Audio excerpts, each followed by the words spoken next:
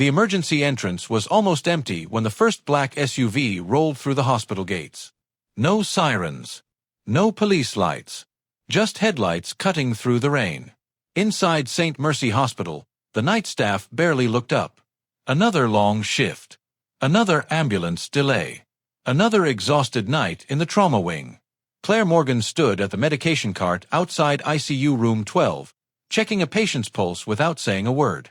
Most of the younger nurses ignored her. The doctors treated her like background noise. Quiet. Older. Forgettable. Then the second SUV arrived. And the third. Men in dark jackets stepped out with military posture and earpieces hidden beneath their collars. One of them scanned the building like he expected gunfire. At the front desk, the receptionist laughed nervously. Who are they supposed to be? Nobody answered. Because at that exact moment, every phone in the emergency department lost signal. And down the west corridor, Claire slowly lifted her eyes toward the entrance like she already knew why they were there. By midnight, the hospital would be under lockdown. And the people who dismissed the quiet night nurse would realize they had been standing beside the most dangerous person in the building. Rainwater rolled down the tall emergency room windows in crooked lines, bending the city lights into blurred streaks of red and white. Inside St. Mercy Hospital, the night shift had already begun falling apart.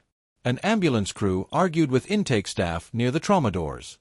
Somewhere deeper in the surgical wing, an alarm beeped steadily without anyone responding to it. A vending machine near the waiting area rattled every few seconds because someone had kicked it hard enough to jam the motor. Nobody had slept enough. Nobody wanted to be there. And the night was only beginning. Claire Morgan moved through the ICU hallway carrying a medication tray balanced carefully against her forearm. Her steps were measured and quiet, almost invisible beneath the constant noise of rolling carts and distant intercom announcements. Room 12 first. Then room 9.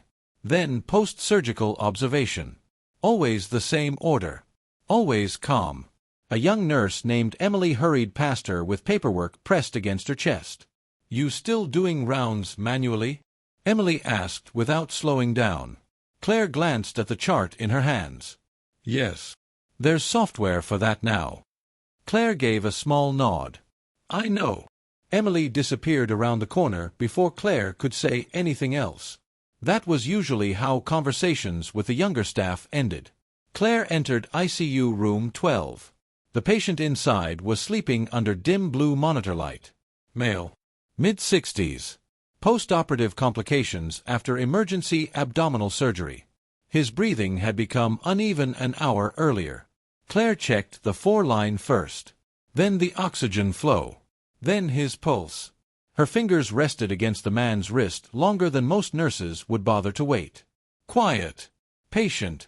She studied his breathing pattern carefully. 3 short breaths. Pause. 1 strained inhale. Not pain. Fatigue. Possible fluid buildup.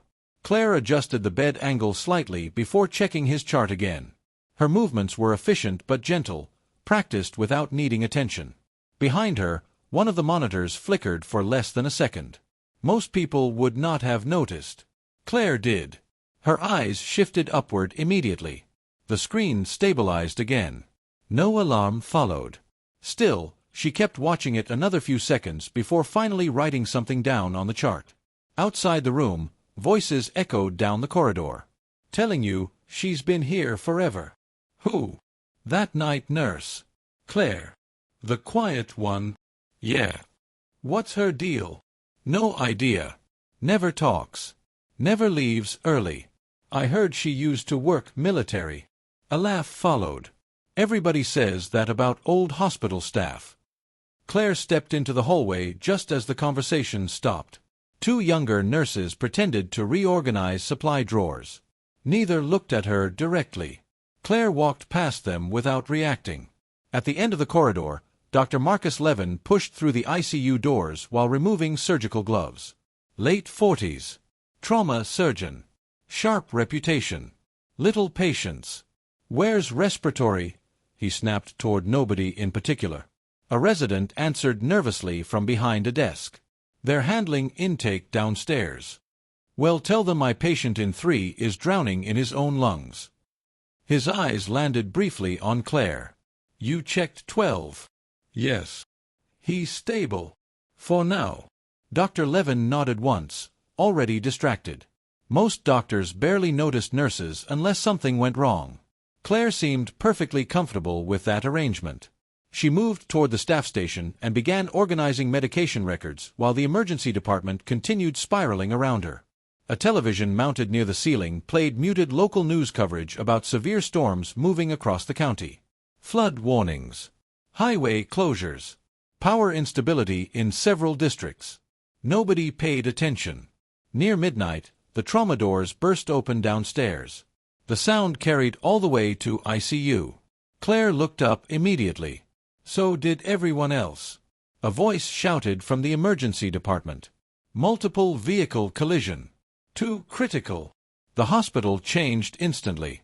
Staff rushed through corridors. Phones rang.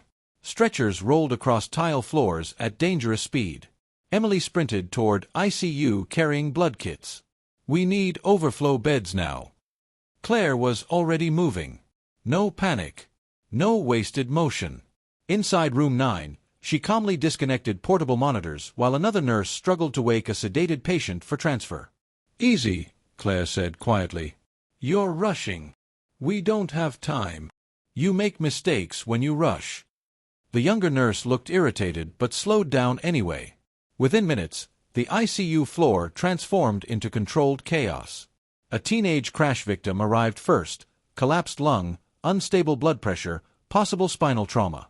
Behind him came a woman with severe internal bleeding and shattered ribs. Doctors flooded the hallway. Orders overlapped each other. Somebody dropped a metal instrument tray nearby, the crash echoing through the corridor. Claire moved between rooms without hesitation, anticipating requests before they were spoken. Need suction. Need pressure support. Need another line. Need oxygen now. At one point, Dr. Levin looked up from the trauma bed and realized Claire had already prepared the exact medication dosage he was about to request. He paused for half a second, then continued working. The younger nurses had started watching her differently. Not admiration. Not yet. More like confusion. Because Claire never appeared rushed.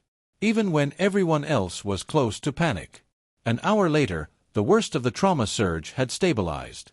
The ICU quieted slightly. Rain still hammered the windows outside. Claire stood alone near the medication station writing updated notes when hospital security walked quickly through the hallway. 2 guards. Serious expressions. One spoke into a radio quietly. Claire watched them pass. Something about their posture bothered her. Not hospital protocol. Too alert. Too focused. A few moments later, the overhead lights flickered once. Then again. Several nurses groaned. Perfect, Emily muttered. Storm's killing the power grid. Claire slowly looked toward the dark hospital windows. Down in the parking lot below, headlights appeared through the rain. Large vehicles. Black. Moving together. One after another. They did not look like police. They did not look like ambulances. And for the first time that night, Claire Morgan stopped moving completely. Not fear. Recognition. A silence settled across her face that nobody around her understood. Downstairs, the first black SUV rolled through the hospital gates. The first SUV stopped directly beneath the emergency entrance floodlights. Rain hammered across its windshield in silver sheets. The engine stayed running. Inside the ICU hallway, several nurses drifted toward the windows out of instinct more than concern. Long night shifts made people curious about anything unusual. Emily leaned beside the glass first. What is that? Nobody answered. A second black SUV entered the hospital grounds behind the first. Then a third. No sirens. No marked plates. No visible agency logos. Just dark vehicles moving with deliberate spacing. Claire remained near the medication station, watching without expression. Dr. Levin stepped into the hallway while drying his hands with a surgical towel. Please tell me that's not another trauma intake. One of the residents shrugged nervously. They don't look like patients. Outside, the driver's side doors opened almost simultaneously. Men stepped out wearing dark rain jackets over plain clothes. Their movements were controlled, efficient. No wasted gestures. No confusion about where they were going. Two headed for the emergency entrance. Another remained near the vehicles, scanning rooftops and surrounding streets instead of the building itself. Claire noticed that immediately. Not security behavior. Protective surveillance. Different mindset entirely. Emily gave a nervous laugh. What are they, federal agents? One of the older nurses replied quietly. If they are, something bad happened. The automatic doors downstairs opened. The men entered. Within moments, the energy inside the hospital changed. Not louder. Quieter. Staff conversations faded mid-sentence. Even patients in the waiting area seemed to notice something wrong without understanding why. A hospital administrator hurried across the emergency floor trying to appear confident. "Can I help you, gentlemen?" The tallest man handed over identification too quickly for nearby staff to read. "We need temporary coordination access to this facility." "What agency?" "Federal." "That doesn't answer." "It will have to." The administrator swallowed whatever argument he originally planned to make. Upstairs, Claire resumed writing patient notes. Her hands remained perfectly steady. A younger orderly noticed. "You're not even curious." Claire finished her sentence before answering. "Curious people get distracted." The orderly frowned slightly. "That doesn't bother you?" Claire finally looked toward the window again. "It should bother everyone." Before he could ask what she meant, the ICU doors opened hard enough to hit the wall. Two men in dark jackets entered alongside hospital security. Their eyes moved quickly through the corridor. Not casually. Assessing. Counting. One of them spoke first. "We need access to the ICU floor immediately." Dr. Levin stepped forward. "You already have security downstairs. This request comes from Washington." "I don't care if it comes from the moon. You don't walk into intensive care without authorization." For a moment, tension settled across the hallway. The taller federal agent studied Levin carefully, deciding whether resistance mattered. Then his eyes shifted past him, toward Claire. Only for a second. But something changed in his expression. Recognition. It disappeared almost immediately. He looked away before anyone else noticed. Claire lowered her eyes back to the patient chart in her hands as if nothing had happened. The agent spoke calmly again. "We're transporting an injured federal asset here within the hour. This floor will remain operational, but certain areas become restricted immediately." "You can't just lock down a hospital wing," Levin said. "We can tonight." The second agent quietly handed paperwork to administration staff arriving behind them. Emergency authorization forms. Temporary federal jurisdiction orders. The legal language alone was enough to silence most objections. Emily whispered beside another nurse. "What kind of patient needs this?" Nobody answered. Because nobody knew. The agents began quietly inspecting hallway intersections and stairwell access points. One positioned himself near the elevator without explanation. Claire watched their placement carefully. Not random. Layered coverage. They expected movement from inside and outside simultaneously. That mattered. Very few people in the building understood why. A nurse approached Claire quietly. "Can you believe this?" Claire closed the chart folder. "Yes." The nurse blinked. "You can." Claire walked past her toward ICU room 12. Inside, the elderly patient had started struggling slightly in his sleep. Oxygen saturation dropping again. Claire adjusted the nasal cannula and checked his lungs with a stethoscope. Outside the room, footsteps moved rapidly through the corridor. Controlled urgency. More arrivals downstairs. One of the federal agents spoke sharply into an earpiece. Route changed. Claire's attention shifted instantly. Route changed. Not delayed. Not cancelled. Changed. Meaning the incoming patient had originally been heading somewhere else. That usually happened for one reason. Compromise. She slowly removed the stethoscope from her ears. Outside the ICU window, lightning briefly illuminated the parking lot. More vehicles now. Not police. Not military. Professional drivers maintaining perimeter spacing despite the storm. Claire watched the reflection of moving headlights across the glass. Her expression hardened almost invisibly. A memory passing behind her eyes. Not fear. Calculation. In the hallway, Dr. Levin cornered one of the agents again. If there's a security threat to this hospital, I need to know now. There is no direct threat at this time. That sentence means absolutely nothing. It means keep your staff calm. Levin lowered his voice. Who are you protecting? The agent looked toward the ICU doors. Then answered carefully. Someone people are willing to kill for. Silence followed. Even the nearby nurses stopped pretending not to listen. The overhead lights flickered again. Longer this time. Several monitors beeped angrily before stabilizing. A patient down the hall began crying out in confusion. Claire stepped from room 12 immediately and moved toward the sound before anyone else reacted.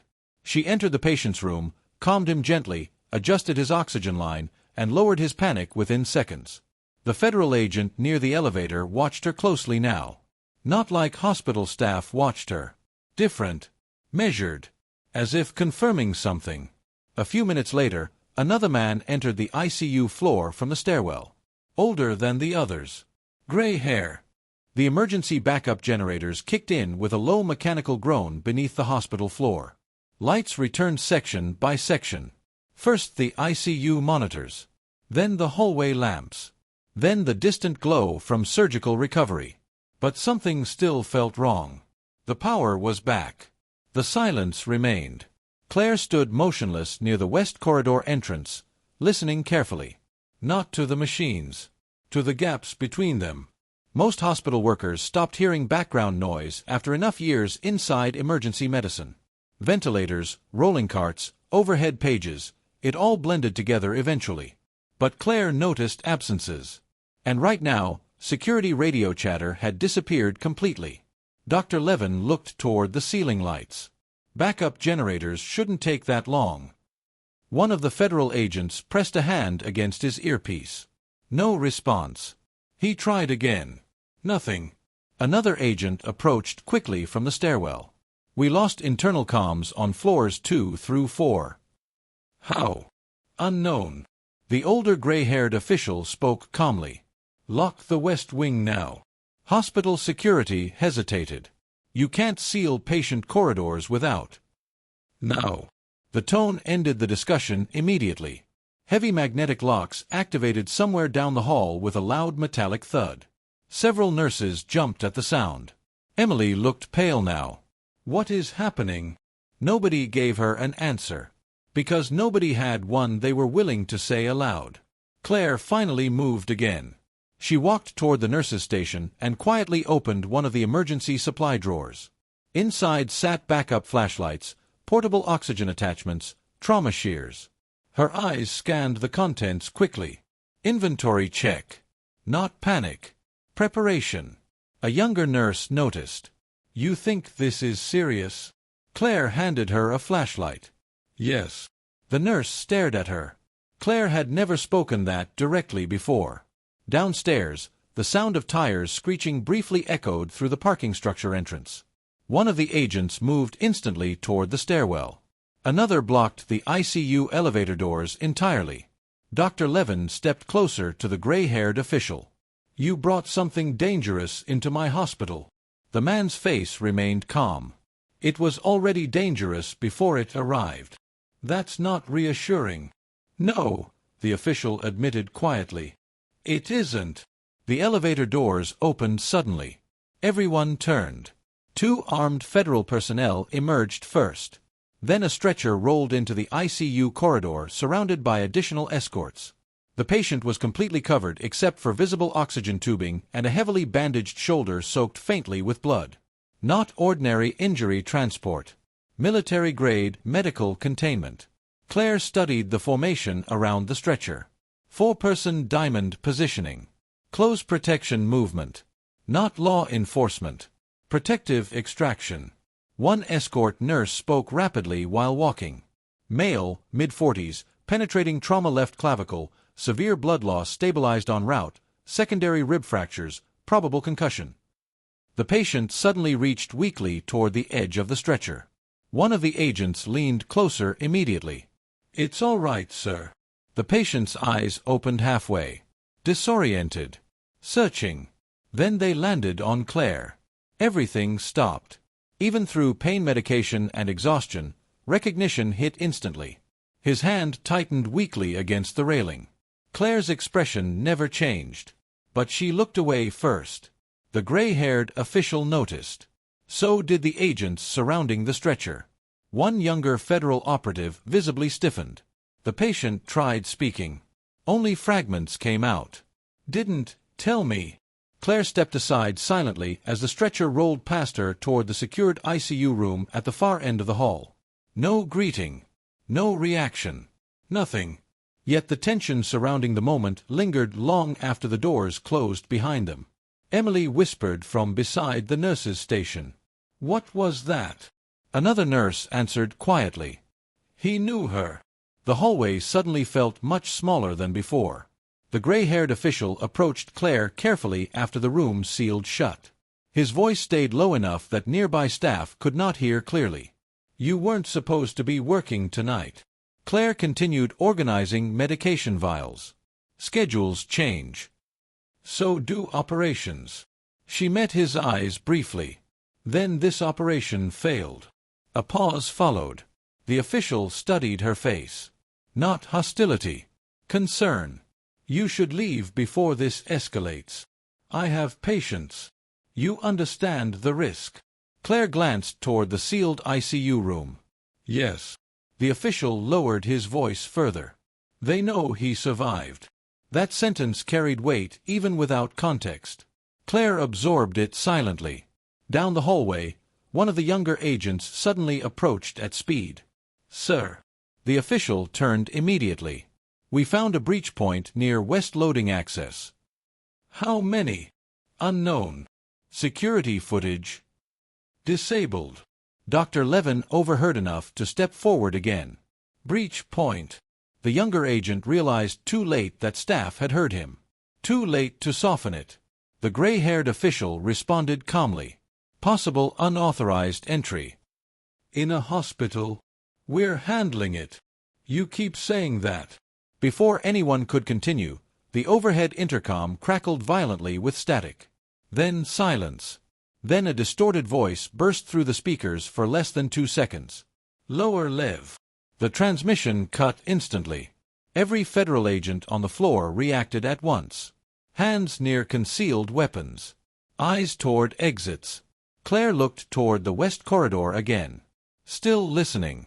Still calculating. Dr. Levin stared at the agents. "That didn't sound like hospital security." "It wasn't," Claire said quietly. The entire hallway turned toward her. It was the first time she had openly entered the conversation. One agent spoke carefully. "What did you say?" Claire's eyes stayed fixed on the corridor.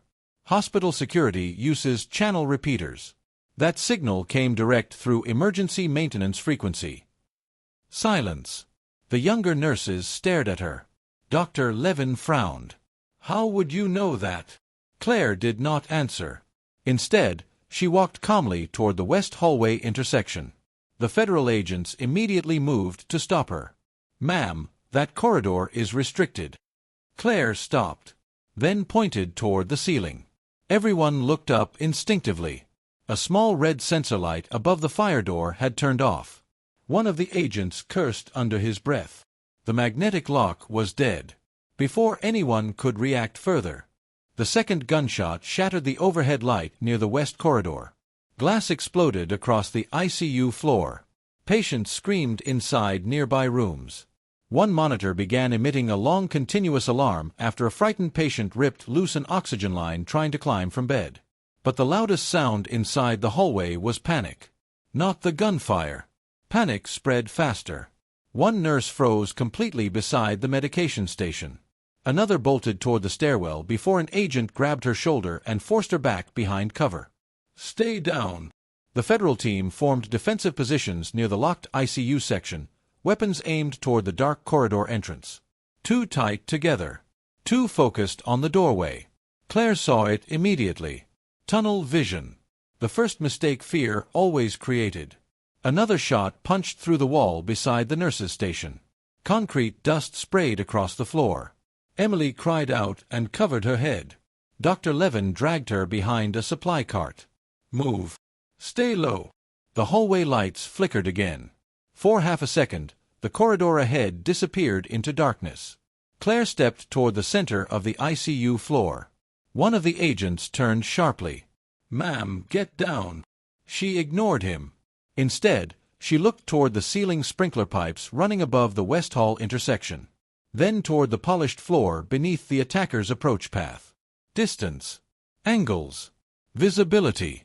Her mind worked quietly behind still eyes. Another metallic impact echoed from deeper inside the corridor. The intruders were advancing carefully. Not random shooters. Disciplined movement. The gray-haired official crouched behind the nurse's desk while speaking rapidly into a dead radio. Nothing. No outside response. The hospital was isolated. Claire moved toward the supply cabinet beside room 10. An agent grabbed her arm. "Where are you going? Your men are exposed. We can handle this." "No," Claire said calmly. "You can't." The agent stared at her. Not because of the words. Because of how certain she sounded. Claire opened the cabinet and removed 2 saline bags, surgical tape, and a portable oxygen cylinder. Dr. Levin looked at her like she had lost her mind. "What are you doing?" She tossed the saline bags toward him. "Hang these from the 4 poles." "What? Now?" Something in her tone made him obey before questioning it further. Another shot cracked through the corridor. One federal agent fired back twice. Too fast. Too reactive. Claire walked directly to the center lights above the west hallway intersection and shut them off manually from a wall panel. Half the corridor disappeared into shadow. "Hey!" the younger agent snapped. "They have optics adjusted for bright exposure," Claire said. "What? Now they don't." The agents exchanged quick, confused looks. Then one of them realized she was right. The attackers had been firing accurately from darkness into light. Now the visibility balance changed. Claire pointed toward the polished floor. "Water." Emily blinked at her from behind cover. "What?" "Break the saline bags." Emily hesitated. Claire's eyes met hers. "Do it." Hands shaking, Emily smashed the bags against the floor tiles. Clear fluid spread quickly across the hallway entrance. Claire rolled the portable oxygen cylinder gently across the wet floor until it stopped near the corridor corner. One agent stared at her. "You military?" Claire ignored the question. Then the footsteps came. Closer now. Measured. 3 people at least. One moving heavier than the others. The federal agents raised weapons. Tension tightened across the ICU. Claire suddenly spoke without raising her voice. "Do not fire until they enter the light." The gray-haired official looked at her carefully. He understood before the others did. The attackers needed visibility. The defenders did not. A dark figure moved briefly at the far corridor edge. Then another. One attacker leaned outward with a weapon-mounted flashlight. Claire kicked the oxygen cylinder hard. It spun violently across the wet floor directly into the hallway wall. Metal struck concrete. Sparks exploded. The attackers flinched instinctively at the sudden movement and noise. At that exact second, the reflection from the wet floor exposed their positions. The federal agents opened controlled fire. Short bursts. Disciplined now. One intruder dropped instantly. Another disappeared backward into darkness.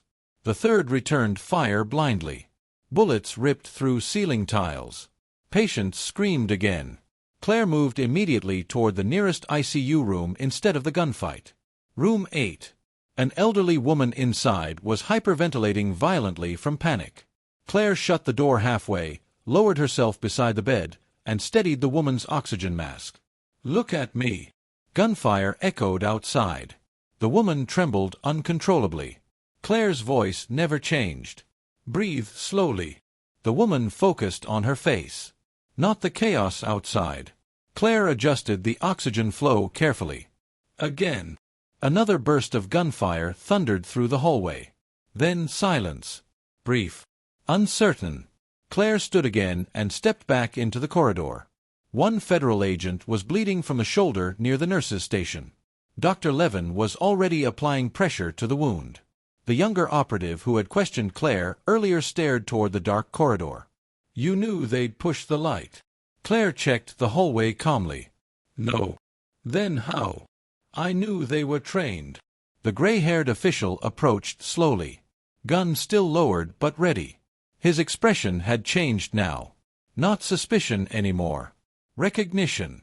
Respect. "You should not be here," he said quietly. Claire looked toward the injured agent. "He'll lose the arm if you don't stop the bleeding deeper." The official studied her face. "You already know where the artery is damaged." Claire crouched beside the wounded man before answering. "Yes." She pressed 2 fingers carefully beneath the shoulder joint. The agent gasped sharply. Bleeding slowed immediately. Dr. Levin stared at her hands. Precise pressure point.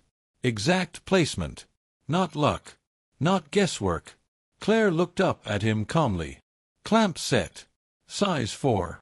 Levin obeyed before realizing he had taken instructions from her. Down the corridor, distant movement echoed again. More than before. The attackers were regrouping. And everyone inside the ICU finally understood the same thing at once. The quiet night nurse was not simply surviving this situation. She understood it better than anyone else in the building. The ICU corridor had shifted from chaos into controlled silence. Not peace. Control. The kind that came after people realized noise would only get them killed faster. Emergency lights cast a dim red glow along the West Wing floor. The wet patches from broken saline bags still reflected movement like fragments of broken glass. Outside the sealed ICU room at the end of the hall, federal agents maintained a tight perimeter. No one entered. No one left. Claire stood near the nurse's station, cleaning her hands with surgical wipes that no longer felt sufficient for what had just happened. Dr. Levin was still applying pressure to the wounded agent's shoulder, his face tight with concentration. The younger operative sat against the wall, breathing controlled but shaken. The gray-haired official spoke quietly into a working satellite device now brought in from a secured case. One connection. Filtered. Protected. Then he ended the call. "We are staying here," he said. No one argued. Because the hospital was no longer just a hospital. It was containment. A transfer point. A protected node in something much larger. Claire's eyes moved briefly toward the sealed ICU room at the end of the corridor. The patient inside had not spoken again since being moved. But everyone had seen his reaction. Everyone had seen her reaction. And that mattered more than words. The gray-haired official approached Claire carefully this time. Not as authority over staff. As someone adjusting to a hierarchy he was not fully in control of. "You shouldn't be in this corridor," he said again. Claire didn't look up. "I am already in it." A pause. Then he lowered his voice. "They're not done. I know. You know more than you should." Claire folded the wipe in her hand slowly. "Then stop asking questions you already have answers to." The official studied her for a moment. Then made a decision. He turned slightly toward one of the secured agents. "Bring him out."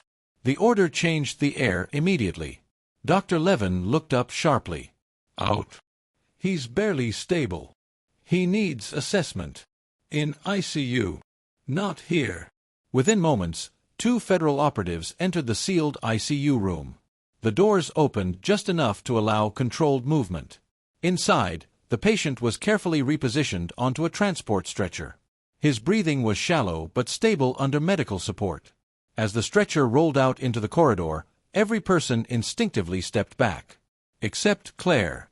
She remained exactly where she was. Still. The patient's eyes opened slightly. Not fully awake. But aware enough. They found Claire again. This time, no surprise. Only recognition. And something heavier. Responsibility. The stretcher stopped briefly in front of her. One of the agents shifted uncomfortably. "Sir, we need clearance to." The patient raised his hand weakly. Not toward the agents. Toward Claire. The movement forced silence across the corridor. Even the injured operative stopped breathing for a moment. Claire finally met his gaze directly. No emotion visible. No reaction given away. But the history between them sat in the space between them like something unsaid for too long. The gray-haired official stepped closer. "Confirm identity," he said quietly. The patient swallowed slowly. It hurt him to speak. But he did anyway. "Claire Morgan," he said. "No rank. No title. Just name." A few nurses behind the station exchanged confused glances. Emily whispered, "How does he know her name?" The patient continued, voice strained. "You were never supposed to be here tonight." Claire didn't respond. The official watched both of them carefully. "You were reassigned," he said. The patient gave a faint, almost imperceptible nod. "Compromised transport route." Silence followed. Dr. Levin slowly stepped away from the wounded agent, realization forming in his expression. "This isn't a patient transfer," he said quietly. Nobody answered him. Because it wasn't. The stretcher began moving again. But before it passed Claire, the patient spoke one more time. Barely audible. Only she could hear it clearly. They followed the secondary extraction protocol. Claire's eyes narrowed slightly. A calculation forming behind them. Not fear. Confirmation. The stretcher moved past her. Federal agents surrounded it tighter now, adjusting formation. But one of them hesitated briefly when passing Claire. A younger operative. He looked at her like he was trying to place her from somewhere he shouldn't know. Then looked away quickly. The gray-haired official noticed everything. Nothing was accidental anymore. The corridor felt smaller as the stretcher reached the secured stairwell access point.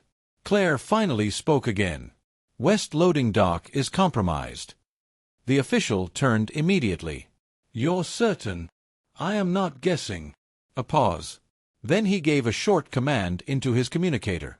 "Seal West loading access completely." The response came back distorted. "Already engaged." Then static. The line died again. The official lowered the device slowly. Claire looked toward the sealed stairwell door. "They're not trying to enter," she said quietly. "They're trying to intercept." The official met her eyes. "For extraction." Claire nodded once. "Yes." Dr. Levin stepped closer, confused and exhausted. "Extraction of what exactly?" Nobody answered him directly. Because the answer was now visible in everything happening around them. The patient. The federal response. The perimeter vehicles outside. And the level of silence that had replaced normal emergency coordination. The stretcher disappeared down the stairwell. Immediately, the remaining agents repositioned. Heavier defense posture now. Not hospital protection anymore. Containment protocol. Claire walked toward the ICU window again. Outside, the rain had not stopped. But now, in the lower parking structure, more headlights appeared. Moving slowly. Organized. Not arriving. Waiting. The gray-haired official came beside her. "We can still move you," he said quietly. Claire didn't look at him. "You already tried to move him." "That's different." "Not to them." A pause. The official studied her profile. "You know what they want." Claire finally turned her head slightly. "Not fully. Just enough." "Yes." The official lowered his voice further. "And you stayed anyway." Claire's answer came without hesitation. "I have patience." That was all. No explanation beyond it. No justification. Just fact. Down the corridor, another sound began. Different from gunfire. Different from movement. Mechanical. Distant. Rotors. Helicopter. The sound grew louder through the storm. The agents immediately reacted. The helicopter did not land immediately. It circled first. Slow. Measured. Like it was mapping the hospital before committing to it. Its searchlight cut through the rain and swept across the emergency entrance, then the rooftop helipad, then the parking structure where federal vehicles were now repositioning in tighter formation. Inside St. Mercy Hospital, Every window reflected moving light like an approaching storm made of metal and intention. Claire stood still near the ICU glass, watching, not surprised, just confirming timing. Dr. Levin came up beside her, exhaustion finally breaking through his voice. "If that thing lands here, we lose control of the entire hospital." Claire didn't look at him. "We already lost control." A pause. He followed her gaze outside. "You mean to them?" Claire's answer stayed quiet. "To everyone." Down the corridor, federal agents moved faster now. Locking doors, repositioning patients, securing stairwells. The gray-haired official was speaking into his secure device again, voice sharper than before. "Negative. Do not redirect. I want full perimeter saturation." Static replied. Then silence. The system was degrading. Not just communications. Coordination. Someone was cutting the hospital off piece by piece. Emily appeared near the nurses' station, pale and shaking. "We have patients asking if this is a terrorist attack." No one answered her, because the word felt too small now. The younger operative who had been injured earlier stood again, one arm wrapped tightly, face tense with pain. He looked at Claire carefully. "You're still here," he said. Claire finally turned toward him. "Yes. That wasn't an order earlier." "I know." A pause. Then he lowered his voice. "They're going to breach from below." Claire nodded once. "I know that too." The simplicity of her response unsettled him more than fear. Because she didn't sound like she was predicting it. She sounded like she had already accounted for it. The helicopter's searchlight suddenly stopped moving. Held steady. Locked onto the hospital roof. Then a new sound. Smaller. Multiple. Rotors. Not one helicopter. Two. Maybe three. The gray-haired official looked up immediately. "That's not ours." Dr. Levin stepped back instinctively. "Then whose is it?" No answer came. Because identification no longer mattered. Only positioning. Claire moved away from the ICU window. Her steps were calm. Deliberate. She walked toward the West Corridor intersection again. The same place where the first breach had occurred. One of the federal agents stepped in front of her. Restricted zone. Claire looked at him. "You are blocking your own line of fire." He hesitated. Then stepped aside. Not because he was convinced. Because something in her tone made him doubt his own training. Claire stopped at the corridor junction. Listened. The hospital groaned faintly under structural vibration as the helicopters above adjusted position. Then a low metallic sound from beneath the building. Not impact. Movement. Dr. Levin heard it too. He turned sharply. "Basement access." One of the agents answered quickly. "Locked." "Then what is that sound?" Nobody responded. Because they didn't know. Claire crouched slightly near the floor drain at the corridor intersection. Pressed 2 fingers against the tile. Felt it. Vibration pattern. Not random. Directional. She stood again. "They are not entering from above," she said quietly. The gray-haired official turned toward her. "What?" Claire looked toward the ICU wing. "They are staging from below and above at the same time." A pause. Then she added, "Coordinated pincer." The official's expression tightened. That level of coordination inside a civilian hospital is not possible without internal mapping. Claire nodded once. "It is possible." The implication landed slowly across the corridor. Someone had studied this building.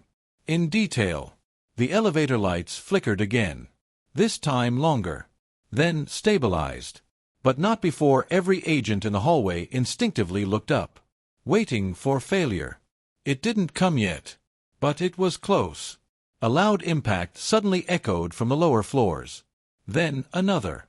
Then rapid movement. Not single entry. Multiple points. Dr. Levin stepped back toward ICU. "They're inside the building." Claire moved immediately. "No." The gray-haired official looked at her sharply. "Explain." Claire's eyes stayed fixed on the corridor map mounted near the nurses' station. "Not inside." She pointed slightly downward. Between levels. A pause. Then realization formed in the official's face. Service corridors. Maintenance access. Structural crawlspaces. Paths no hospital staff used daily. The kind of routes that never appeared on public emergency maps. The kind that required inside knowledge. Another explosion echoed. Closer now. The younger operative raised his weapon. They're moving fast. Claire spoke calmly. They are clearing resistance points, not engaging blindly. Dr. Levin stared at her. You're analyzing them like you've seen this before. Claire didn't answer. Because she had. Just not here. The corridor lights suddenly dimmed. Emergency backup systems shifted again. A soft mechanical hum replaced normal electrical flow. The hospital was now running on layered redundancy. And failing anyway. A door at the far end of the west corridor suddenly buckled inward slightly. Metal frame bending. Not fully breached. Testing pressure. The federal agents tightened formation immediately. Claire watched the door carefully. Then moved. Not away. Forward. Dr. Levin grabbed her arm. What are you doing? Adjusting the field. You can't just. Claire gently removed his hand. Watch the ceiling corners, she said. Then she walked toward the center of the corridor intersection. Completely exposed. The agents immediately reacted. Get back. She ignored them. And then she did something no one expected. She turned off the remaining corridor lights. Instant darkness. Total. Gasps erupted. Are you insane? One agent shouted. But Claire's voice cut through calmly. In darkness, they lose confirmation. Silence followed. The official realized it almost immediately. The attackers were synchronized with visual confirmation from outside feeds. No light. No tracking. No certainty. The advantage shifted. Then, footsteps. Not from one direction. From multiple. The breach was beginning. Claire stood in the center of the dark corridor, eyes adjusting faster than anyone else's. Her voice was low. Controlled.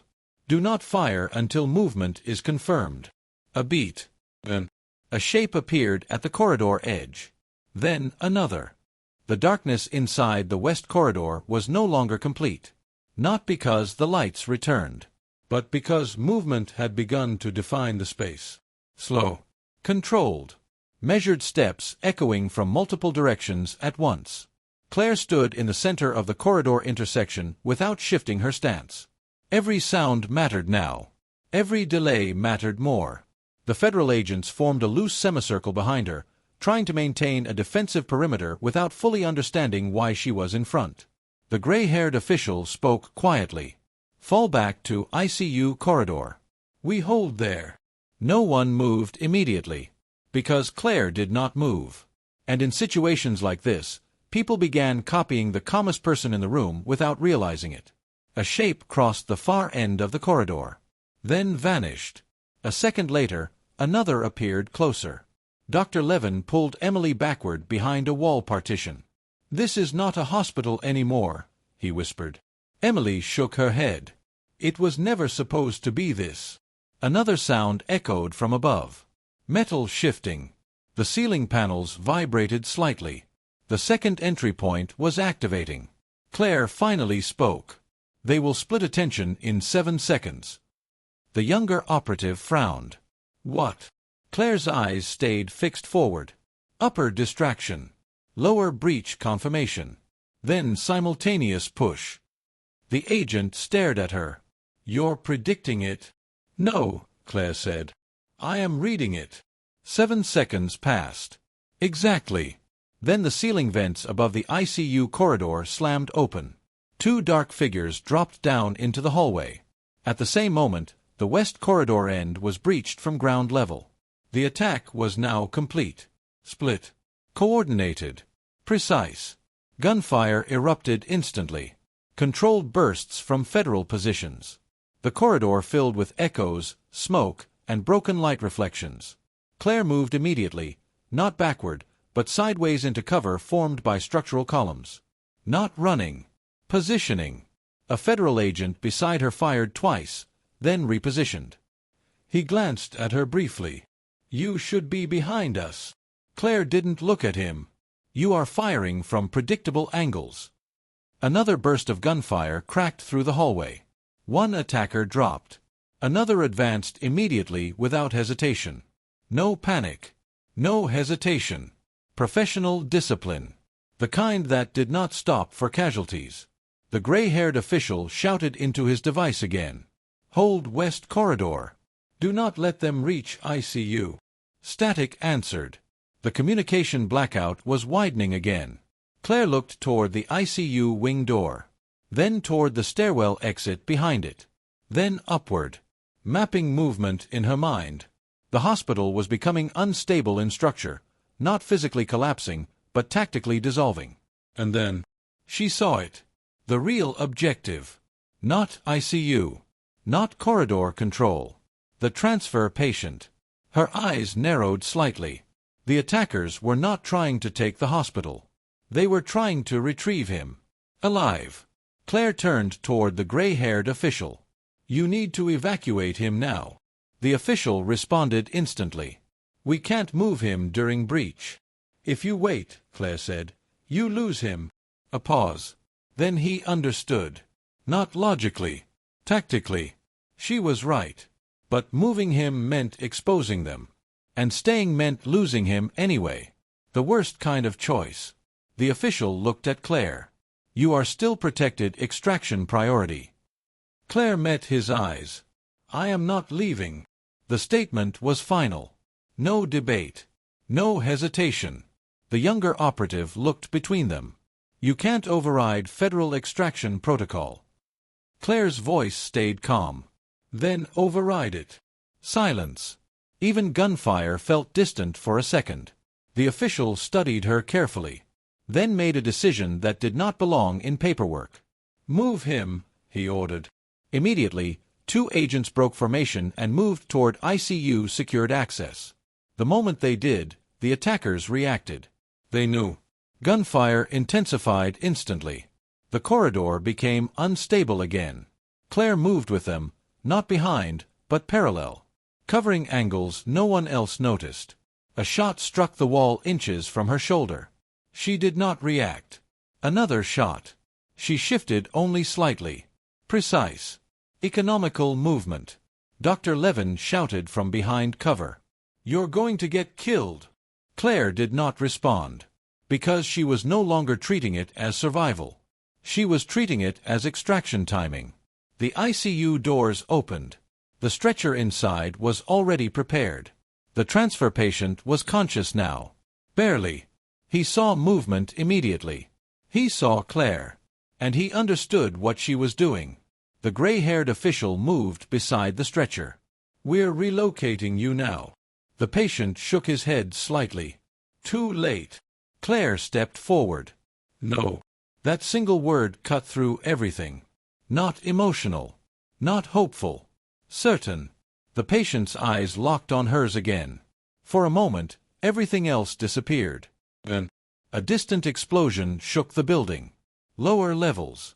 Structural vibration rippled upward. The attackers were breaching deeper access routes. The window for evacuation was closing. The stretcher began moving. Federal agents formed a tight protective formation. Claire walked alongside them. Not as escort. Not as authority. As anchor. The group moved through the corridor toward the emergency stairwell. Gunfire echoed behind them again. Closer. Faster. One of the agents shouted. "They're following." Claire looked back once. Then forward again. "We are expected." They reached the stairwell door. The official keyed access. It unlocked. Then, a sudden impact from the opposite direction slammed into the corridor behind them. The attackers had broken through ICU containment. Now they were fully inside the hospital core. The official turned sharply. "Move." The stretcher entered the stairwell. Agents followed. Claire paused at the threshold. For the first time, she looked back at the corridor fully. At the hospital. At the chaos. At the place she had worked quietly for so long. Dr. Levin appeared briefly behind cover. "Claire." She met his eyes. Not for long. Just enough. Then she stepped into the stairwell. The door closed behind her, and the sound of gunfire became distant. The stairwell was cold. Concrete walls absorbed sound in a way the hospital corridors never did. Every step echoed softly under controlled movement. The transfer patient was being carried downward between secured agents. Claire stayed close, scanning structural exits. Not panicking. Adapting. The gray-haired official moved beside her now. "We are going to the underground extraction point." Claire nodded once. "They will anticipate that." "We know." "No," Claire said quietly. "They already are there." A pause. The official looked at her. "How do you know?" Claire stopped briefly at a stairwell landing.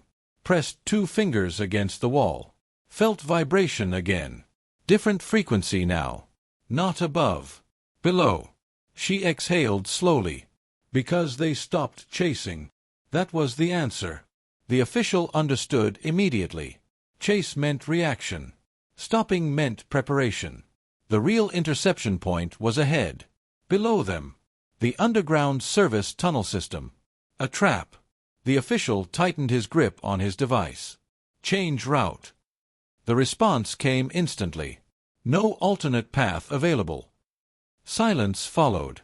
Claire looked upward briefly, then downward, then spoke. "There is one." The official turned toward her. "You know this building." Claire didn't answer directly. Instead, she moved to the stairwell service panel and opened it.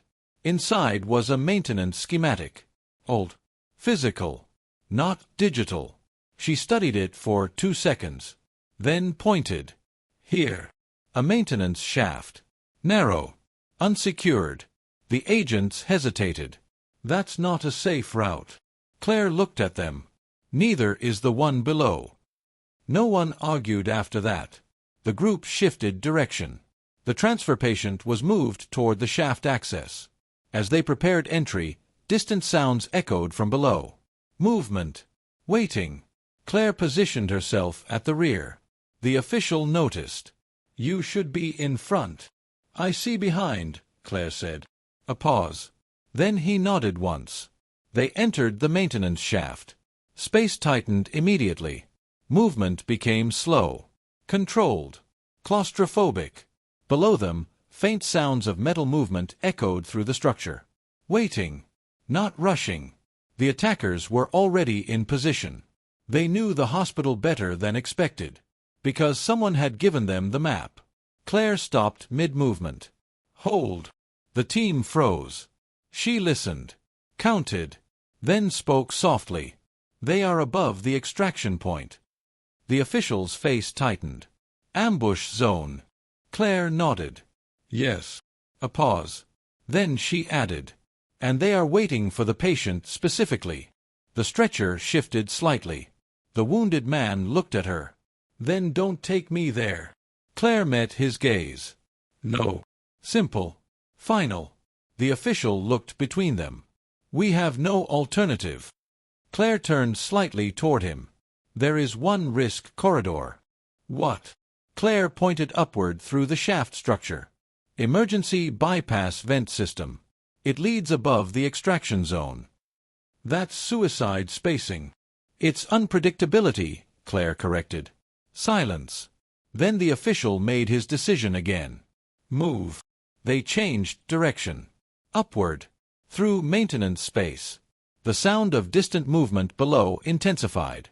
The attackers realized the shift. Too late to adjust. Claire climbed last. Always last. Always watching. Always calculating. And for the first time since the night began, the balance shifted. Not toward safety, but toward control. Dawn did not arrive loudly. It arrived as exhaustion. The kind that replaced chaos with silence so deep it felt unnatural. St. Mercy Hospital was still standing, but changed. Corridors were repaired temporarily. Security was doubled. Federal presence remained outside, but no longer inside active wards. The transfer patient was gone. Moved. Extracted. Without public explanation. Dr. Levin stood near the ICU window alone. Emily was cleaning broken equipment quietly nearby. No one spoke much, because words felt incomplete now. A senior federal vehicle remained outside the hospital entrance. One door opened briefly. The gray-haired official stepped out alone. He entered the hospital quietly. No escort. He walked directly to ICU. Claire was there, organizing supplies. Same as before. The official stopped a few feet away. "You stayed," he said. Claire didn't look up. "I work here." A pause. "You know what happened after you left?" "I know what didn't happen," she replied. He studied her carefully, then placed a small encrypted badge on the counter. "Official debrief will never include your name." Claire nodded once. "That's fine." A longer pause followed. "You prevented a full extraction compromise," he said. "I followed procedure," Claire answered. That wasn't true.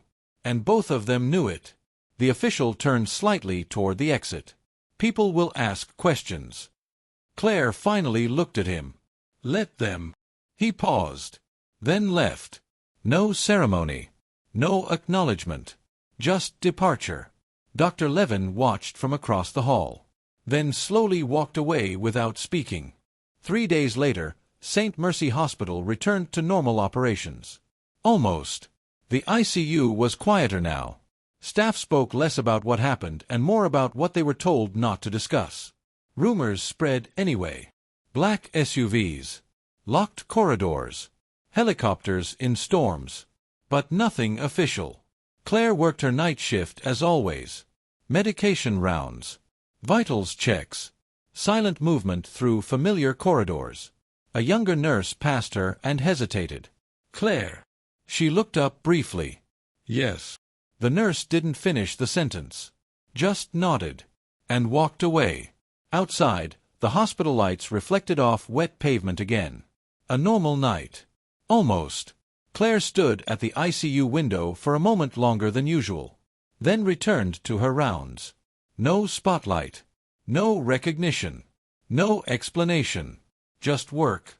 And somewhere far beyond the hospital walls, the world continued moving without ever recording her name. Only the outcome. Silent. Controlled. Final.